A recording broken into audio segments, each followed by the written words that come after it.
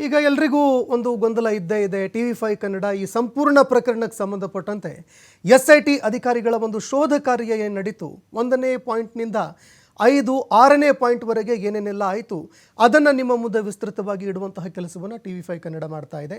ನೋಡಿ, ಅಸ್ಥಿ ಪಂಜರಗಳ ಶೋಧಕ್ಕೆ ಇಳಿದಂತಹ ಅಧಿಕಾರಿಗಳು ಮೊದಲನೇ ಗುಂಡಿಯನ್ನು ಅಗಿತಾರೆ. ಮೊದಲನೇ ಏನು ಪಾಯಿಂಟನ್ನು ಗುರುತು ಪತ್ತೆ ಮಾಡಲಾಗಿತ್ತು GPS ಮೂಲಕವಾಗಿ, ಆ ಜಾಗದಲ್ಲಿ ಅಧಿಕಾರಿಗಳು ಅಗಿಯೋದಕ್ಕೆ ಆರಂಭ ಮಾಡ್ತಾರೆ. 1ನೇ ಗುಂಡಿ 15 ಅಡಿ ಅಗಲ, 10 ಅಡಿ ಆಳಕ್ಕೆ ಆ ಗುಂಡಿಯನ್ನು ಅಗಿಯಲಾಗುತ್ತೆ. ಆದರೆ ಫಲಿತಾಂಶ ಏನಿತ್ತು ಅದು ಶೂನ್ಯ, ಏನೇನೂ ಸಿಗೋದಿಲ್ಲ.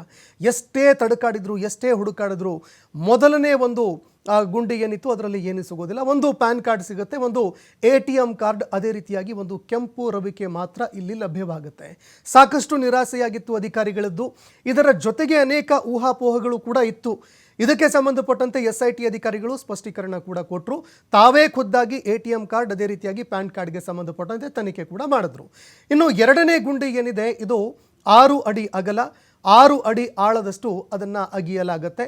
ಅಲ್ಲೂ ಕೂಡ ಏನೇನೇನು ಪತ್ತೆಯಾಗೋದಿಲ್ಲ, ಕೇವಲ ಮಣ್ಣು ಮಾತ್ರ ಸಿಗುತ್ತೆ. 6 ಅಡಿ ಆಳದವರೆಗೆ, 6 ಅಡಿ ಅಗಲದವರೆಗೆ ಸಾಕಷ್ಟು ಅದನ್ನು ಅಗೆದು ನೋಡಿದ್ರೂ ಕೂಡ ಏನೇನೂ ಸಿಗೋದಿಲ್ಲ. ಫಲಿತಾಂಶ ಅಲ್ಲಿ ಶೂನ್ಯವಾಗಿತ್ತು. ಹೀಗಾಗಿ ಅಲ್ಲೂ ಕೂಡ ಅಧಿಕಾರಿಗಳಿಗೆ ನಿರಾಸೆ ಕಾದಿತ್ತು. ಮತ್ತೊಂದೆಡೆ ಆಶಾದಾಯಕವಾಗಿ 3ನೇ ಗುಂಡಿಯತ್ತ ಅಧಿಕಾರಿಗಳು ಹೋಗ್ತಾರೆ. 3ನೇ ಗುಂಡಿಯನ್ನು 5 ಅಡಿ ಅಗಲಕ್ಕೆ, 6 ಅಡಿಯಷ್ಟು ಆಳಕ್ಕೆ ಅಗಿಯಲಾಗತ್ತೆ. ಅಲ್ಲೂ ಕೂಡ ಕೈಯಿಂದ ಅಗಿಯಲಾಗ್ತಾ ಇತ್ತು.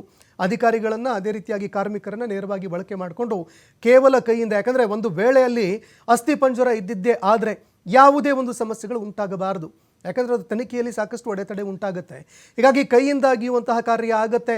5 ಅಡಿ ಅಗಲ, 6 ಅಡಿಯಷ್ಟು ಆಳಕ್ಕೆ ಅಗಿಯಲಾಗತ್ತೆ. ಆದರೂ ಕೂಡ ಏನೇನೇನು ಸಿಗೋದಿಲ್ಲ ಅಧಿಕಾರಿಗಳಿಗೆ. ಅಲ್ಲೂ ಕೂಡ ತುಂಬ ನಿರಾಸೆಯಾಗತ್ತೆ. ಅಲ್ಲಿವರೆಗೆ ಈ ಒಂದು ಪ್ರಕರಣ ಏನಿತ್ತು ಇದರ ಮೇಲೆ ಸಾಕಷ್ಟು ಪ್ರಶ್ನೆಗಳು ಹೇಳೋದಕ್ಕೆ ಆರಂಭ ಆಯಿತು. ಆ ಅನಾಮಿಕ ವ್ಯಕ್ತಿ ಏನೇನೆಲ್ಲ ಹೇಳಿದ್ರು ಸುಳ್ಳಾಗಿರಬಹುದಾ ಅನ್ನುವಂತಹ ಒಂದು ಚರ್ಚೆ ಒಂದು ಕಡೆ ಆದರೆ, ಮತ್ತೊಂದೆಡೆ ಸಾಕಷ್ಟು ಊಹಾಪೋಹಗಳ ಸುದ್ದಿಗಳು ಕೂಡ ಸಾಮಾಜಿಕ ಮಾಧ್ಯಮದಲ್ಲಿ ಹರಡೋದಕ್ಕೆ ಆರಂಭ ಆಗುತ್ತೆ. ಇದಕ್ಕೆ ಸಂಬಂಧಪಟ್ಟಂತೆ SIT ಅಧಿಕಾರಿಗಳು ಆಗಾಗ್ಗೆ ಸ್ಪಷ್ಟೀಕರಣ ಕೂಡ ಕೊಡ್ತಾರೆ. ಅದಾದ ನಂತರ 4ನೇ ಗುಂಡಿಯತ್ತ ಅಧಿಕಾರಿಗಳು ಹೋಗ್ತಾರೆ. 4ನೇ ಒಂದು ಪಾಯಿಂಟ್ನಲ್ಲಿ 5 ಅಡಿ ಅಗಲ, 6 ಅಡಿ ಆಳದಷ್ಟು ಒಂದು ಗುಂಡಿಯನ್ನು ಅಗಿಯಲಾಗತ್ತೆ. ಅಲ್ಲೂ ಕೂಡ ಫಲಿತಾಂಶ ಏನೇನೂ ಇಲ್ಲ, ಅಲ್ಲೂ ಕೂಡ ಏನೇನು ಸಿಗೋದಿಲ್ಲ. ಅಧಿಕಾರಿಗಳಿಗೆ ಭಾರಿ ನಿರಾಸೆಯಾಗುತ್ತೆ. 4ನೇ ಪಾಯಿಂಟ್ನಲ್ಲೂ ಕೂಡ ಏನೇನು ಲಭ್ಯ ಆಗೋದಿಲ್ಲ.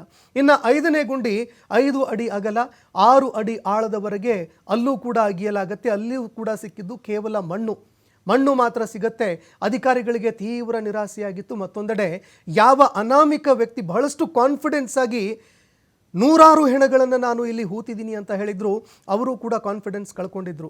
ಇನ್ನು 6ನೇ ಗುಂಡಿಯತ್ತ ತೆರಳುತ್ತಾರೆ.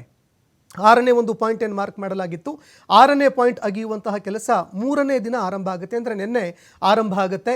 5 ಅಡಿ ಅಗಲ, 7 ಅಡಿ ಆಳದವರೆಗೆ ಇಲ್ಲಿ ಅಗಿಯಲಾಗುತ್ತೆ. ಮೊದಲಿಗೆ ಏನಾಗುತ್ತೆ ಇಲ್ಲಿ ಅಂತಂದರೆ 6ನೇ ಗುಂಡಿಯಲ್ಲಿ ಕೇವಲ 3 ಅಡಿ ಆಳದವರೆಗೆ ಮಾತ್ರ ಇಲ್ಲಿ ಅಗೆದಿದ್ರು. ಅಂದರೆ 5 ಅಡಿ ಅಗಲ, 3 ಅಡಿ ಆಳದವರೆಗೆ ಮಾತ್ರ ಇಲ್ಲಿ ಅಧಿಕಾರಿಗಳು ಅಗಿತಾರೆ. ಫಲಿತಾಂಶ ಅಲ್ಲೂ ಕೂಡ 0 ಇತ್ತು. ಅಲ್ಲಿ ಅನಾಮಿಕ ವ್ಯಕ್ತಿ ಕೈ ಚೆಲ್ಲಿ ಕೂತಿದ್ರು. ಇಲ್ಲ, ಇಲ್ಲಿ ತುಂಬ ವರ್ಷ ಆಗಿದೆ ಸರ್, ಇಲ್ಲಿ ಏನು ಸಿಗೋದಿಲ್ಲ, ನೆಕ್ಸ್ಟ್ ಪಾಯಿಂಟ್ ಏನಿದೆ ಅಲ್ಲಿ ನೀವು ಅಗೆದು ನೋಡಿ, ಅಲ್ಲಿ ಏನಾದರೂ ಸಿಗಬಹುದು ಅಂತ ಆ ಅನಾಮಿಕ ವ್ಯಕ್ತಿ ಹೇಳ್ತಾರೆ.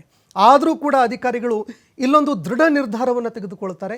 ಇಲ್ಲ, ನಾವು ಆಳಕ್ಕೆ ಅಗೆದು ನೋಡೋಣ, ಸಿಗುತ್ತಾ ಇಲ್ವಾ ಅದು ಸೆಕೆಂಡರಿ, ಆದರೆ ಆಳಕ್ಕೆ ಅಗೆದು ನೋಡಲೇಬೇಕು ಅಂತ ಅಧಿಕಾರಿಗಳು ಒಂದು ಸ್ಟ್ರಾಂಗ್ ಡಿಸಿಷನ್ ತೆಗೆದುಕೊಳ್ತಾರೆ.